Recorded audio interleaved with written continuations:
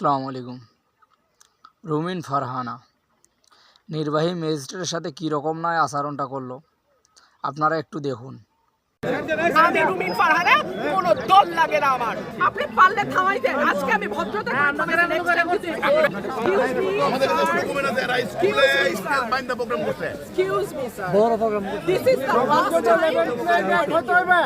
I will not listen to this. না, সব জায়গায় হচ্ছে তো। সব জায়গায় সব জায়গায় হচ্ছে। আর বড় সব জায়গায় হচ্ছে। সব জায়গায় হচ্ছে। আপনি পারলে থামাই দেন। আজকে আমি ভদ্রতা আপনাদেরকে বুড়া আঙ্গুল দেখে আপনারা কিছু করতে পারেন না। এইরকম দেখায় আপনাদের। খোঁজ নেন। প্রশাসনে বসে আছেন, খোঁজ নেন। আমরা অভিযোগ দিছি, বুড়া আঙ্গুল দেখায় বসে।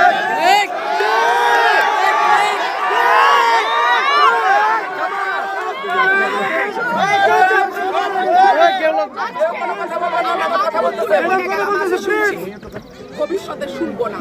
আর আমার এই আমি যদি না বলি এখান থেকে বাইরে যেতে পারবেন না স্যার, মাথায় রাখেন। শেখ হাসিনার সময় আপনারা যাদের কথা এখন চলতেছেন তারা কানে ধরে খাটের নিচে থাকতো। দেখছেন তো কীরকম আচরণ, তাদের ব্যবহার।